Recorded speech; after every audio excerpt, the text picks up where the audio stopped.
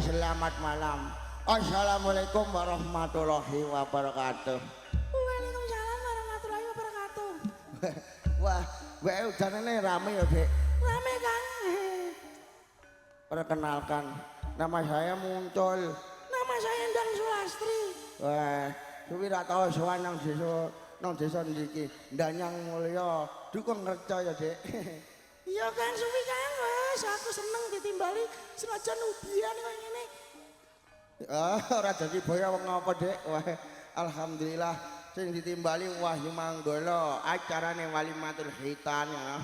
Wes seneng sesunat numpak gajah, wes wah ngluwari ujare ana sing gawe muga-muga sehat kabeh, selamat kabeh, rezekine milih kaya banyu udan iki mau. Amin Allahumma. Amin. Muga sehat kabeh ya Kang sing nangkep ya ditangkep Kang. Wis aja suwe-suwe iki lakone guyon iki humor ngono. Woe Himan Aimin bakul arang bakul godhong ngono. Ditimbali terus pokoke muga-muga. Kok iso langsung timbali piye Kang? Iya gampang go. Wahyu Manggala iki ora jojis, ora asli saka desa Tanjung Sari, Kecamatan Jakenan Kabupaten Pati. Pati, pimpinane sapa Kang? Pimpinane Lek Mogol ngono. Nek ame nimbali carane piye Kang? Gampang sih, langsung aja hubungi nomornya. Piro Kang? 081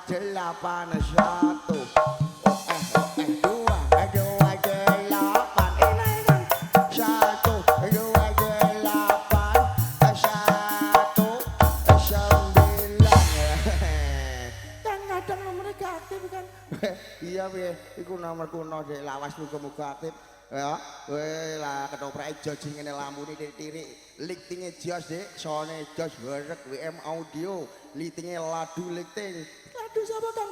Aldi wong ngene iki lho yang gedhi Ngono Kang. Wes ayo bareng-bareng delok Wahyu Manggala nang percaya langsung DJ-ne Wahyu Manggala. Wase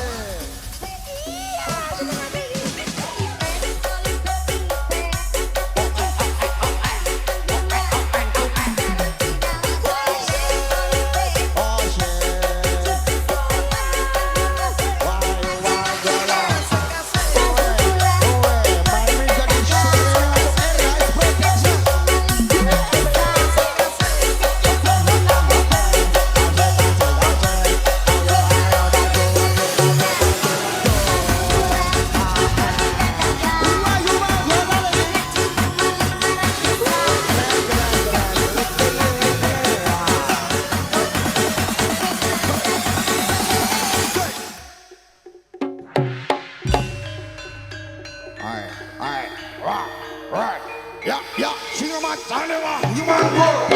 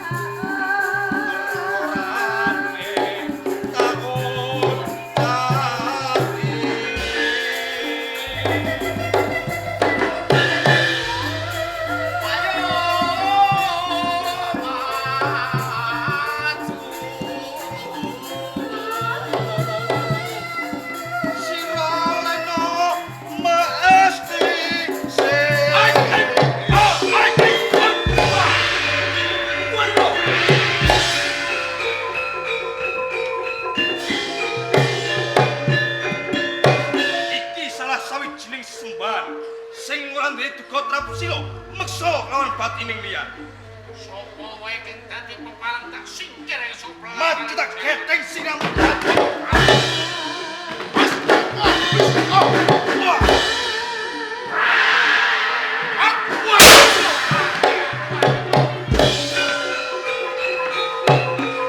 Sukerto ana ing pojok Kediri wis padha sir. Bali uju atur, sinuwun kula suwun.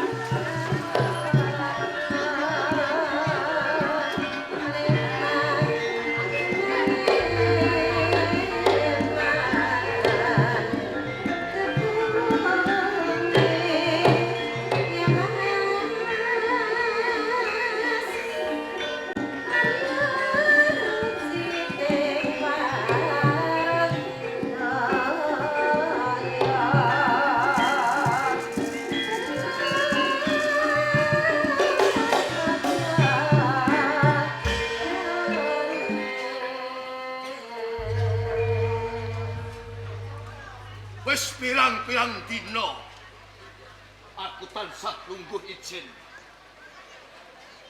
Tebah-tebah dodo tampil letis jalanan. Aku duwening angen-angen. Kalamun aku jeneng ratu ana ing praja Kediri. Apa ya aku bisa kelakon mongko? Silsilah para raton kang wenang jumeneng ratu kuwi patutan garwa Pramesan Baparaja. Mongko aku mung gawa ampeyan ning kudu aku nganggo cara sing kepiye. Oh iya, aku kelingan sing barang gawa kula jengkera.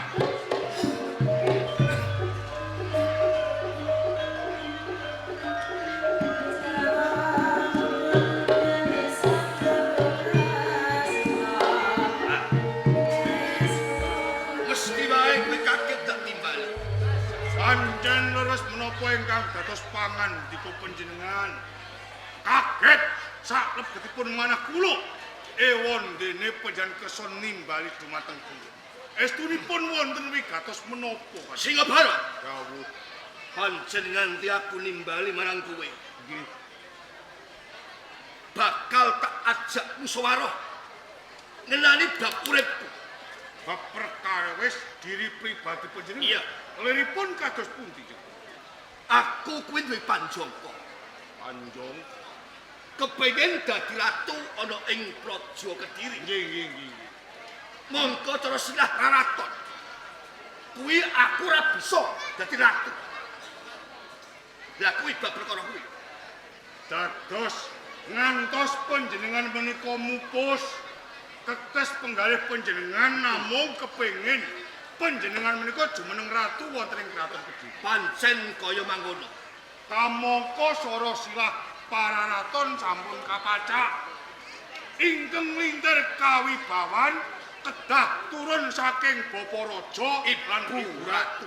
Kamangka panjenengan menika putra ingkang mijil saking garwa pamingkir. Nah, mula kuwi. Apa Apa ya bakal kelakon? yang pengiran? Singa barang piye? Pun menapa ingkang dados panjangka panjenengan kepengin jumeneng ratu wonten ing kraton Kediri. Sing menika saged kasembadan. Sik. Coba ambal sebesar meneh. Panjenengan kepengin dados ratu wonten ing kraton Kediri menika badhe kasembadan. Kalamun kelakon nganggo dasar apa singa barang ae? Kanjeng Pengira, Aja ngutak. napa sebabipun kula saged matur kang kados ngaten jalaran menapa menggaing kula sora silah para raton ingkang kados ngaten menika namung akal-akalan. Dadi silah raraton ana ing praja Kediri.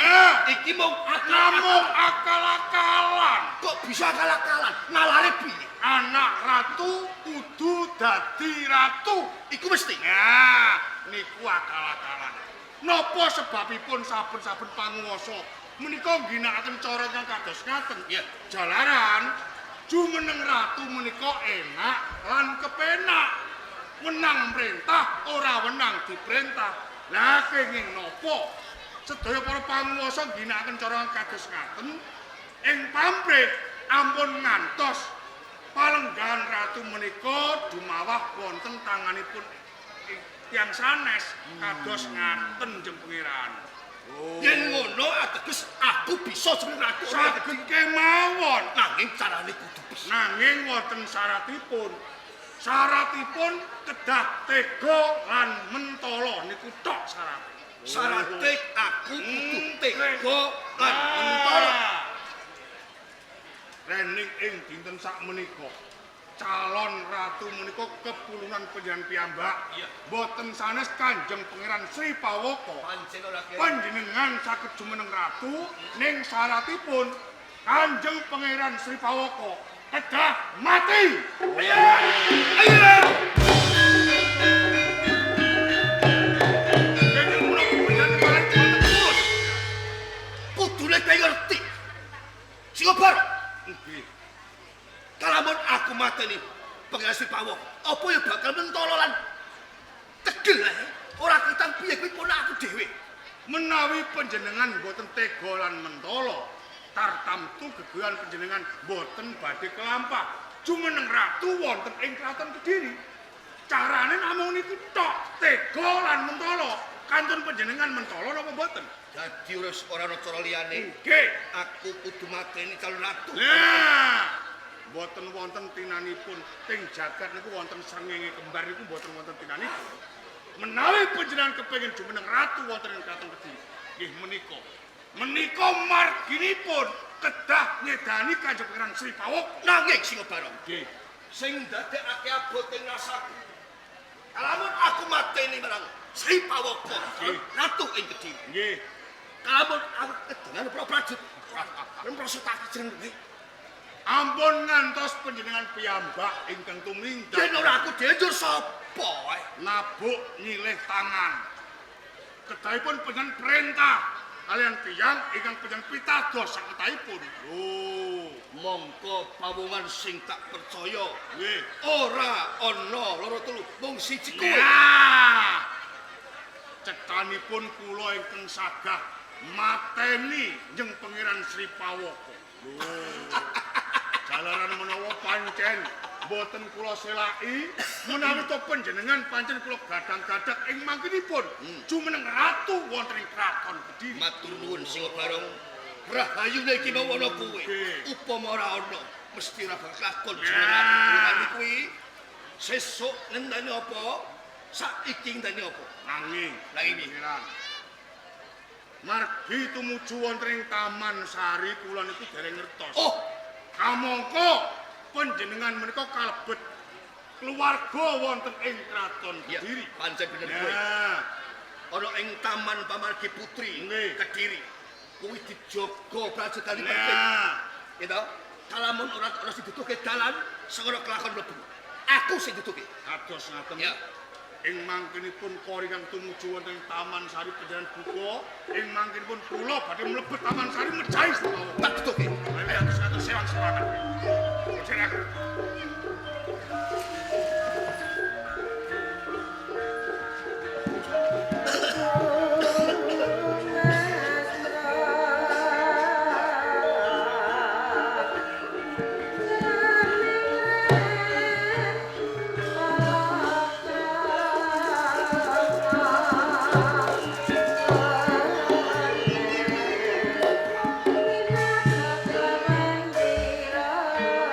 Diajeng Srigat, bongbong sajroning atiku. Sakwise aku mapan ana ing Taman Sari. Wewanginan katon endah. Saya-saya wanita sing dadi telenging atiku kapara madheg ana ing pengarepanku. Yen tak sawang cahya kang sumunar blerengi tengek-lenging netraku sak temah bisa gawe bombonging atiku.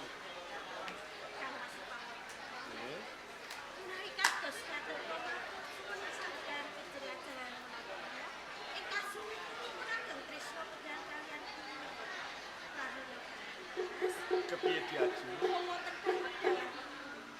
kepingin saged loban wonten samudran Isma. Sesarengan kalian panjenengan kanthi bebarengan kelawan pun Kakang. Muga wae anggun kula ladi kelawan sliramu bisa nuju prana sajroning atimu.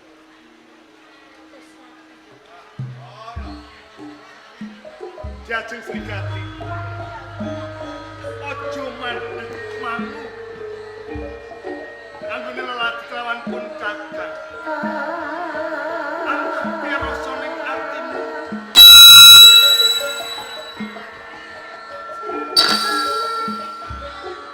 Bisa-bisa nganti carem asmara ngukulake wiji.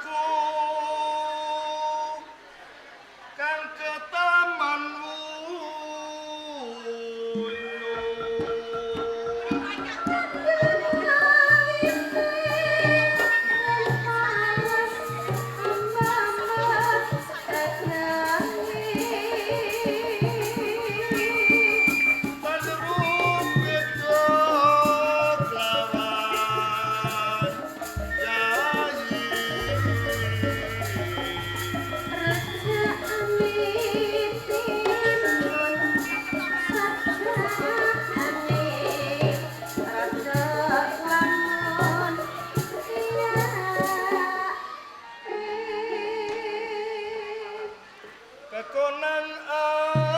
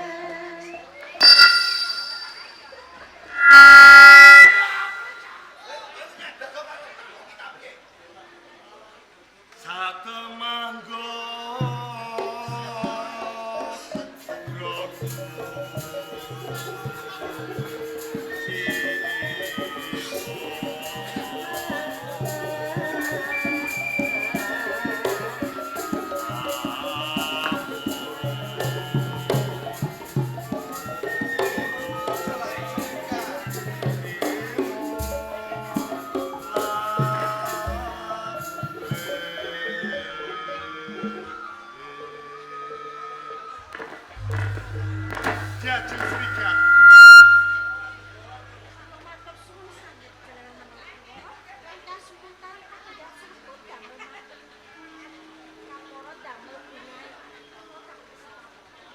Ing semu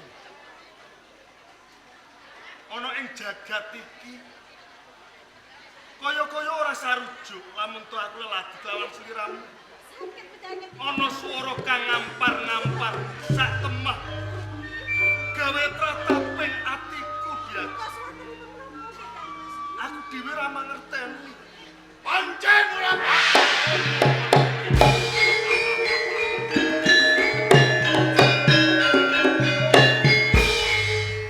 Jajeng Srikati.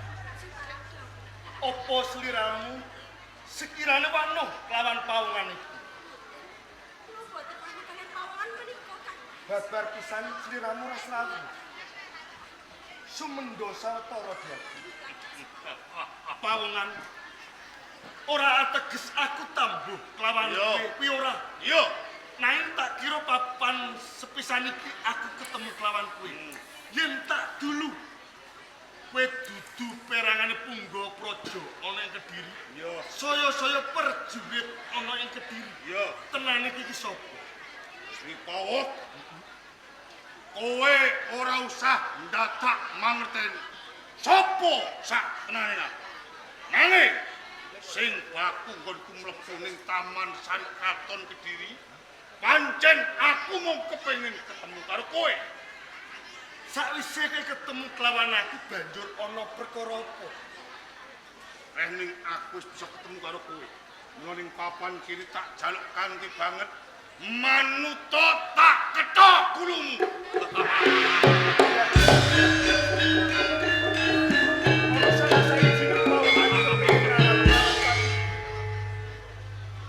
Kisana Ripawaka piye? srawung wae ora. Kapara kowe kepengin ngalap kelawan pati. Banjur apa dosa lan luput? Kowe ora luput, kowe ora dosa. Nanging sauger aku bisa mateni karo kowe. Ing mengkone uripku bakal mukti lan mulya merga sinanding tumpukane bondo lan donya.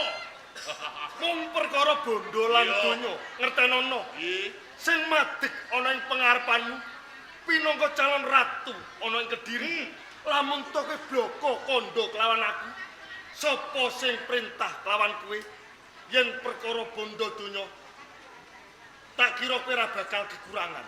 Nganti kukuting jagat aku ora bakal kon sapa sing perintah karo aku. Sing baku lamun to ing mriki mati saka tangan bakal mulya. Adreng kepengin mateni Iya. kelawan aku. Menungso sing ora mendok ing pamiluta ora bisa luntur saka ajining pitutur. Kapeksa tak singkirke ana ing pengarepan. Bagus. Tembungmu pungkasan wis sing nandhe. Mula ing papan kene ditemtok kowe, apa aku sing temekane mati.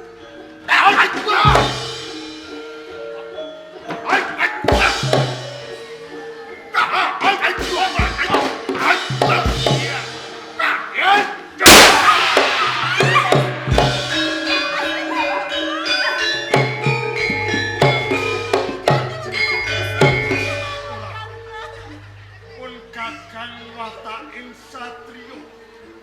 Pun kakang durung kalah jajeng. Jajelaket.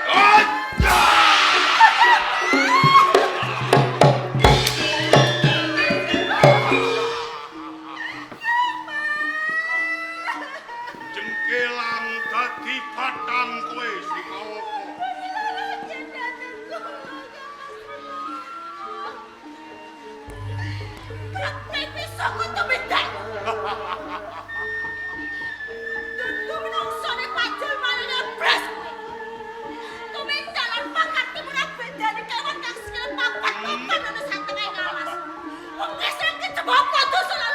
Aku ora idep nggonmu ndomono karo aku. Sing baku dina iki aku wis lakon mateni karo bojomu. Sikat. Kok upama rikala semono aku kok diperintah supaya mateni kamu. Kok menawa kembung lan siramus pisah.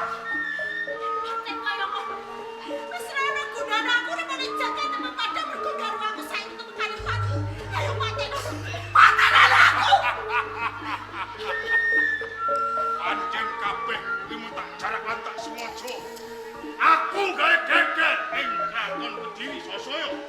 Kon murid bebrayan karo Sri Pawaka ora bakal aku mergo dina iki Sri Pawaka wis pati saka tanganku.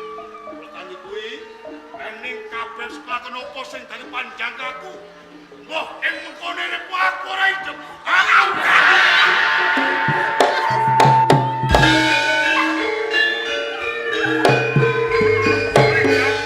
Ono apa,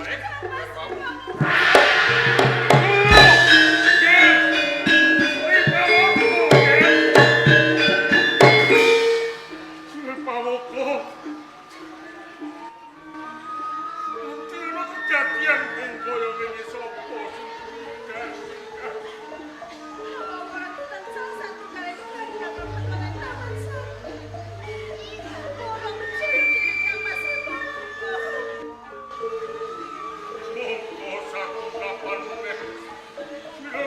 ndak jumenengake ratu oleh raja Kang Mas Prabu mesakaken punawanipun kawulan kok. Monggo Burukti.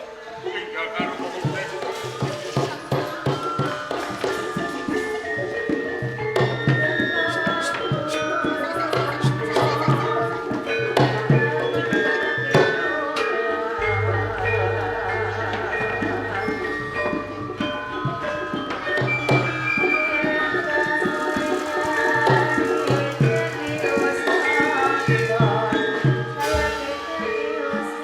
Kang Mas Prabu, Dari Pangeran Kiswa.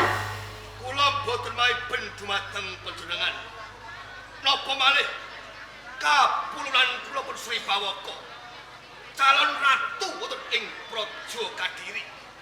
Kelangan tom kemawon jlimet anggenipun ngupadi. Napa malih kelangan putra ingkang dipun tresnani. Nanging panjenengan kedah emut. Panjenengan nangis roh getih bebasanipun. Sedinten kaping 7. Boten badhe wangsul kados pingin. Ya, Menika leres sinuwun Prabu. patih Mulya Putra. Saksedanipun ingkang putra Kanjeng Pangeran Sipawaka kahanan wonten ing Praja Kediri. Miturut mata batin kula kok nganeh-aneh sanget. Ora ngira babar pisan nganti ana kedadian prastawa kang dumadi ing Praja Kediri. Ana salah sawijining menungsa kang culika tumindak wani merjaya kelawan Prabu Sripawa. Nanging nuwun sewu. Jadi ana sakiwa punartaning putra Sripawa. Iki ana gegaman. Sarta gaman iki uga ana titikane kanthi cetha tulisan Brandal Singa Barong. Yen ngono, aku bisa nemtokake kang tumindak culika ora liya menungso kang aran Brandal Singa Barong. Jebul Sinuwun Prabu. apa wis nate kepurungu lan wis nate ngerti Brandal kang jeneng Singa Barong. Menawi to kapireng naminipun kula nate nanging dereng kepanggih kalian pawongan ingkang nami Brandal Singa Barong kula wau. Jadi Keswara, Kang Mas Prabu, apa wis nate ngerti Brandal kang aran Singa Barong. babar pisan boten mangertosi. Nanging nuwun sewu. Kula badhe nyuwun pirsa dumateng Kang Mas Prabu Sipawaka. Teng kajibah ing dalu punika tunduk kemet sinten? Ora liya Silapatih Jayabatra. Leres Sinuwun Prabu. Kang wanci jaga katentreman ana ing Praja Kediri. Ning yo gini nganti ana kedadian kaya ngene. Jur sliramu ora ngerteni yen kaya ngono. Ana ngendi tanggung jawabmu? Singlar saka kewajiban. Sinuwun Prabu Pamungkas. Pancen ingkang tinanggenah tumbuh kemit wonten ing Praja Kediri dalu menika kula lan andhang. Nanging menika nganeh-aneh sanget boten wonten andha ingkang sumindhe, tembok ingkang jebol, saya-saya tali ingkang kumlawen. Lho, kok kula boten mangertosi kumlebating pawongan lumebet ana ing Taman Sari. Menika ingkang damel tuwuh tandha pitaken salebetipun manah kula. Nanging nuwun sewu. Paman Patih Jayabatra Kanjeng Pangeran kanthi pawadan menapa kemawon panjenengan tetep luput. Jalaran menapa? Kang tunduk kemet ing dalu punika boten wonten sanes panjenengan lan andhan panjenengan. Paman Patih Jayabatra kedah tanggel jawab atas sedanipun kapulan kula. Kanjeng Pangeran Kiswa Nggih. menawi kula raosaken menika kenging kawastanan dalan rupa mau kedisi anak menapa? Kok saged ngendika kados Inggih. Dasaripun menapa? Pancen kula tinanggenah nanging ingkang damel cubriya. Ingkang damel cubriya manah kula. Saha mata batin kula. Kanjeng Pangeran Sipalwaka menika calon ratu tunggal wonten ing Kraton Kediri. Oke. Lho, dumadakan kok wonten pawongan saya-saya namung sak brandal. Kumawani lumebet wonten ing Kediri nyedani Kanjeng Pangeran Sipalwaka. Kamangka kathah prajurit ingkang sami tunduk kemit niki menawi to mboten wonten Sentana Praja ingkang nuntun brandal kala lumebet langka. Menika langka Kanjeng Pangeran Kiswara. Menika kapitayan panjenengan. Monggo Taman Sari Kediri dijaga prajurit kanthi berpet. Inggih. Mangewu-ngewu sapitu bebasan Leres. korenipun. Nanging kok nganti ana begal mlebu maten calon ratu. Menawi ngaten dika gedhe cilik dakwa dumateng kula. Kanjeng Pangeran Kiswara ampun krasa yen ora rumangsa merga kula nggadahi kapitayan kata Sentana saya keluarga ingkang meri iri dengki dumateng Kanjeng Pangeran Sipalwaka dados ratu tunggal wonten ing Praja Kediri. Nanging saglukuting kula kalih pinara sewu. Wonten Kados pinipun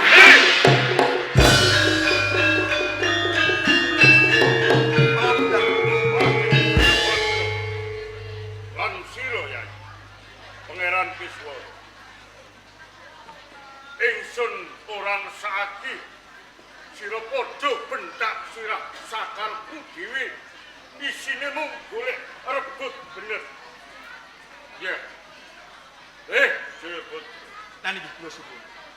aturmu go tinemu akal. Yen to Brandal Singa bareng atase mung sawiji bisa lumebu jroning dalem Taman Sari ing Praja. Iki yen ora ana kenuntun sawijining punggawa praja utawa Sentana Praja kok menawa ora bakal bisa. Nanging jeneng wong dakwa yen tanpa ana bukti kuwi ora kena. Lan sira Yai Kiswara Mas Prabu. sing dak jaluk yen pancen sira ora rumangsa ya aja nganti ndarbeni adi krasa. Yen pangapunten. Ingsun bisa mutusi perkara iki.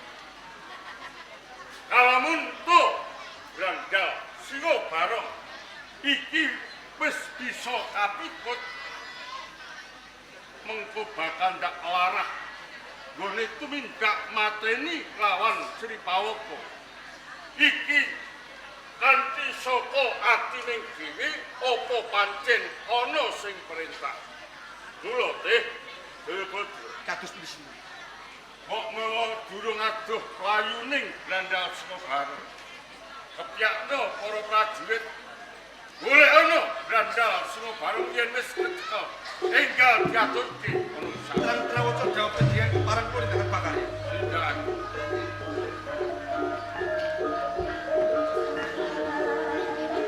Ansiro Kanyi Kiswara Paring dawuh Mas Prabu. ndak suwun kanthi bareng aja enak kamelan mergo kang dipercaya raliya turunanmu. Mula iki dina uga sira aja dikangelan golek ana Brandal Singa bareng nganti bisa Keparang yen pamit. tindakan.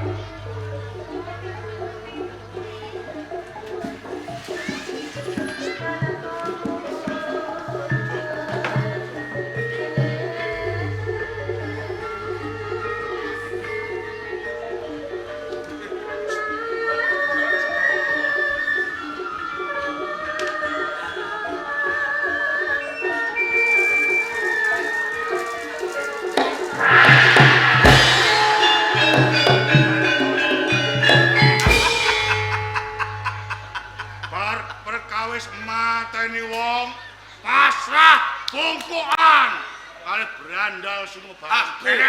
saya Singa Barong. Nggih. Sawising kaburun aku, Sribawa kok mati Ya. saka tanganmu. Taman Sarimojo Kediri geger gember ewer.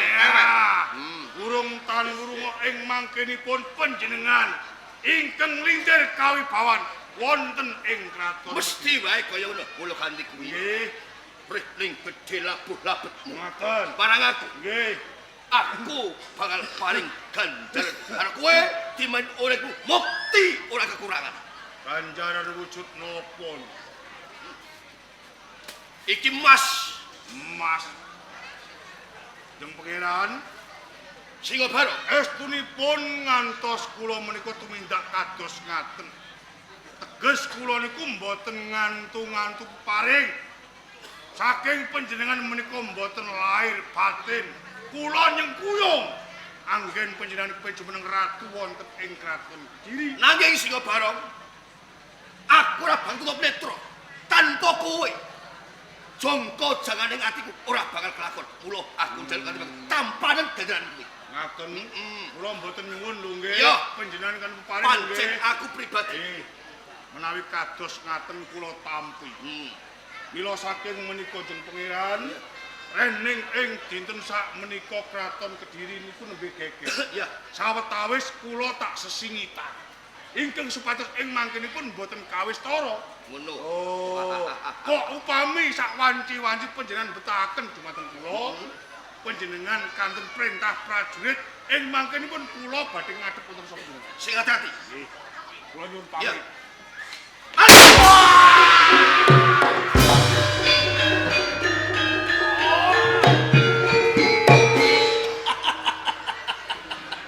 Wis swara. Singa Barong. Kowe menungso sing kejem. Kowe menungso sing wengis. Aku labuh labet karo kowe ndak rewangi totoan nyawa. Nanging piye? Nanging piwasmu karo aku koyo ngene. Kowe ngianati karo aku Krisna. Apa sebabe kok nganti kowe mati saka tanganku? Singa Barong. Kalamun besok kowe mbuka ati sing cilaka aku. Yen mati perkara budak sinubet. Rening kowe wis tega lan mentolo karo aku. Kapeksa ning papan kene. Mati barengku ditalakoni.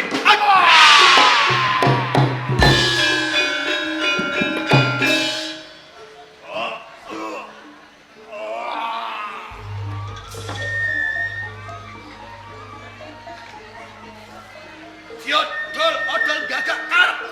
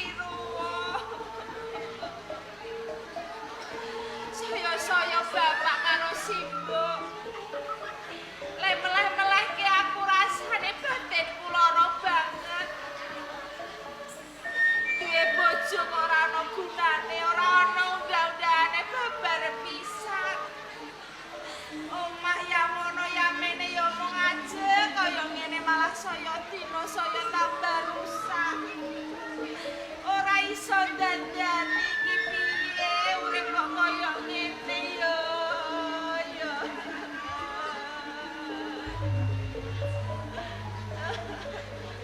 Iki urung duwe anak wae urip koyo ngene rekasane. Lah besok yen duwe anak tanggung jawabe saya gedhe koyo ngopo uripku yo.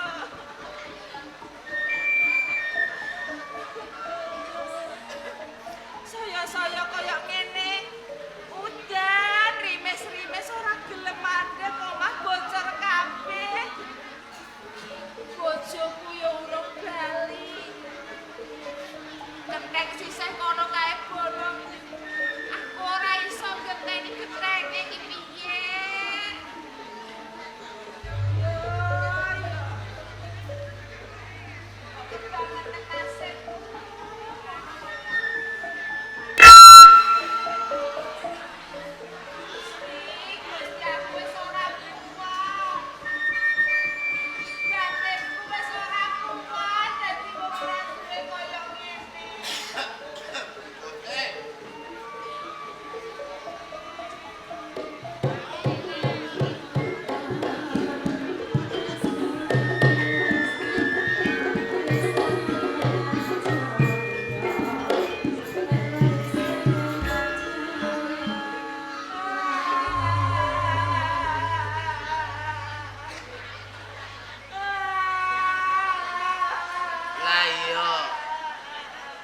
Ana wong teko ya malah nyanyi.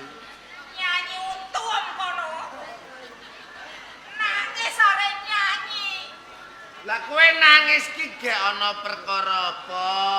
Dadak takon kowe dadi wong lanang, ha?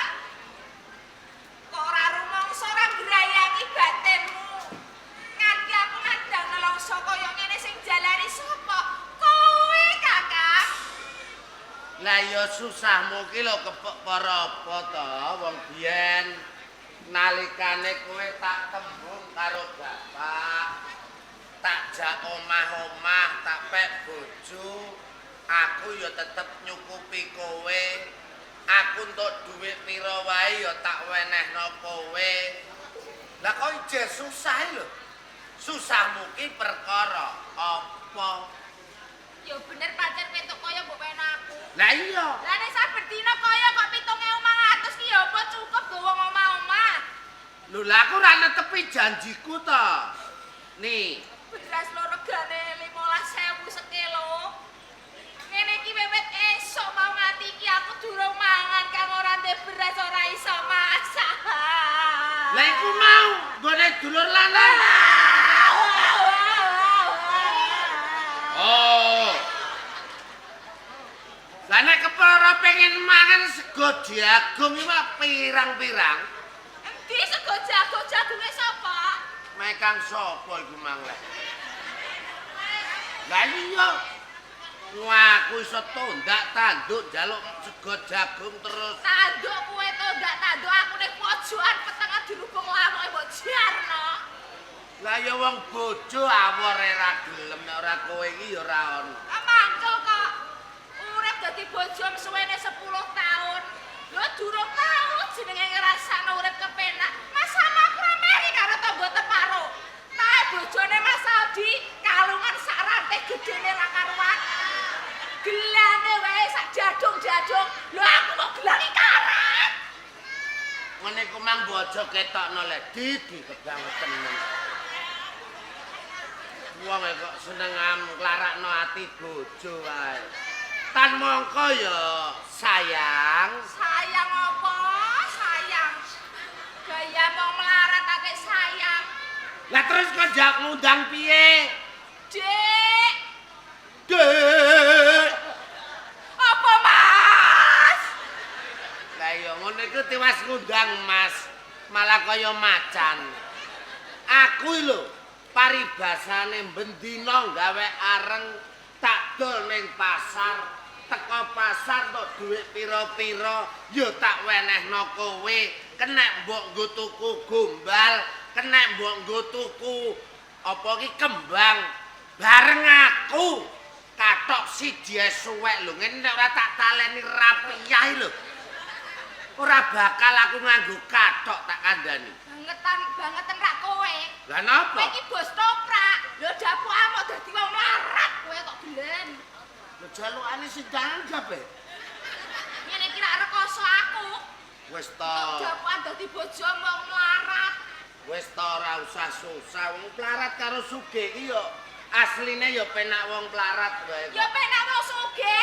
Alah. Turu wae sak turu lho ya. Nah. Turu nak wong sugih kasure spring bed, membut. Beda nak wong melarat. Nek wong pelarat Wong melarat turune galar. Malah. Gledek. Iya. Wotonge langsung ketatep ya. hei malah sehat. Sehat apa ning awak pegel-pegel. Lah iya yo iku perkarane le sehat timbange kowe bokno nggone kasur sing membut malah nang awak iki ngri-ngriken tak kandhani. Lah ora ngandel. Mangan sak mangan wae beda. Hah. Nek wong sugih pakanane ayam goreng. Lah terus Lah aku wong melarat. sego jagung malah sehat. Gusti, Ayam Gusti. goreng kolesterol yo nduk. Gobloke. Gusti aku wis dadi lawohi gorengan terasi. Lho, enake ra karuan kok goblokmu lho. Enak-enak. Terus nek wong sugih lho, mbokne jajal mbok kene tak omongi. Ayem ki wong pelarat. Omah bolong kabeh ngene ae tenang. Jajal nek wong sugih ra wedi nek dirampok, wedi nek kecolongan. Piye jajal? Lah nang kaya kowe karo aku, ge malingi apane? Kowe ape dicolong. Nek perkara maling slamet kowe. Lah terus Ning omah buala mergapok kabeh kaya ngene. Nek ana ujian angin kaya mau ambruk ngrebuki aku, ngebruki aku karo kowe bongkok. ya ora, buktine awak dhewe ya sehat kok an. Mama kowe nyambut gawe. Aku pengen sugih. Iya. Melarat kok terus ora kuat aku, Pakne, ora kuat. Saya ngene iki aku mau 10 tahun urung duwe anak. Jane kowe iki wong lanang apa banci? Ora iso gawe anak kowe. Ngono kok nyalahno wong lanang. Lha lek ora, wong wedok meteng lan orane mergo wong lanang. Ya, mergo wong wedok. Wong lanang. Wong wedok. Wong lanang. Wong wedok. Wong lanang. Oh alah yo. Ora wong lanang ki piye? Tak ibaratno yo aku iki sawah. Lah terus Sawah sing loh, esuk ditandur sore tukul. Sore ditandur esuk tukul. Mbok menawa bibitmu margiman. Bibitmu sing mau tandur ning sawahku bibit gabuk. Sani, Apa? aku tak ngomong ya. Asline no pacul kuwi matoe ra karuan. Ora ngandel. Wong winginane bar tak pepehno. Yo kebangetan iki sawahe. Gene. Sawahe kebeceken. Dadine dipacul sing jero diolah sing apik lah. Ora tau dadi paham apa ning jero iku ana tikus lah jane lah. Tikus. Lah zamane lagi zaman tikus apa-apa tandur ya ora dadi perkara tikus e. Ora ana tikuse. Lah ya ora tau dadi lho. Sawah baceken, sawah oke sukete. Mergo kuwi sing garap. Pacul. Lah pacul sing monggo pacul bengkok. Isih teh iyeng. Oh alah. Wong mang wis bar tak omongno nek paculku bar tak pepehno kok. Apa ngene ae dijajal, aku tak luru rondo kene engko tak jajale. Senengen kowe. Kowe kok doyan menobar abi ae kowe. Bokak matane. Wong kowe ra yo anggotane kok gayam watuk barang. Kalau dungakno tanggae sambrelap tenan. Ayo, tangga wae alok kok. Wong kok seneng ame kudu golek ae. Wis to, aja mikir anak, wong anak dititipan. Ya. Jadi ngene wae lah, mumpung bapak ira ana, engko nek ana bapak mesti ngewangi kowe. Ya bapak ya ora setuju ndek mantu kowe. Lah iya, apa perkara kuwi ya nganti kowe karo aku suwe ora duwe anak iya. Apa ngene bapak tak patenane iki. Lah ket biyen ki ra tau nyrujuki aku karo kowe. Lah mergo sampean ki wong ora duwe. Janjine piye? Sari tak lamar, Pak. Uripe tak penakno. Mengko urip sugih karo aku. Lah nyatane urip 10 tahun panggih kaya ngene omahe malah ambruk kae. Cara disulung angin biok. Lah encene ya kabeh iki saka takdir Allah Subhanahu wa taala. Alah yo krae kowe sing kesek kok. Wong kok bakal lareng ae. Mbok ana undang-undangane dadi bos toprak kok ndak apik ah. Aku alok ora dadi bos toprak lah. Lah kene Aku nek kowe dicolong wong neh malah kacau ae. ora. Ora ya. Ora. Ya tak mangkat gawe areng neh ae. Tapi nek sesuk iki mesti entuk duwe akeh. Mergo sing ning kono mang lek gawe awan mang wis entuk akeh, iki engko tak tambahane. Tenan. Besok nek bar tak gawa ke pasar, entuk duwe akeh langsung tak wenehno kowe blek pokok. Langsung aku ning pasar. Iya. Tuku beras. Hah? Tuku kathok. Lah iya, kathokku tukokno ben ora talenan rapiyah ngene ya. Iya, iya. Ya? Iya. Wis. Bendolku mang ndi aku tak mangkat. Kalau ora bendol arep ngopo? Lho. Jenenge wong gawe areng ku ora ya gawa bendol, gawa ngono to, Dik. Mas aku arep nggo bacok aku. Ora. Bendole kae. Kementel nek kono kae. Mumpung bapak ra ono. Kowe ngomah hati-hati. Engko aku di masakno sing enak.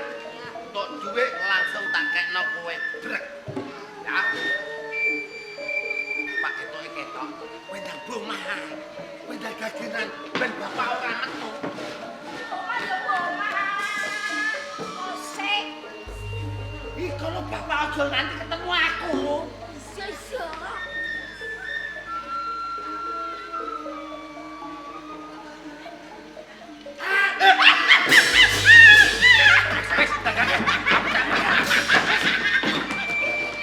Bapak, Nduk. Sok. Iya.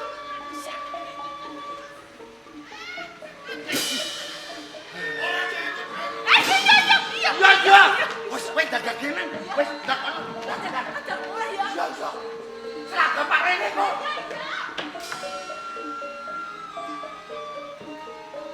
Carane dadi wong urip omah-omah iso sugih no piye lah. Sapu ki menggur gawe areng. Untuk duit ya tak kekno bojo ya jek kurang. Wes. Ndak gawe areng neh ae ah. Ndak diamuk apa.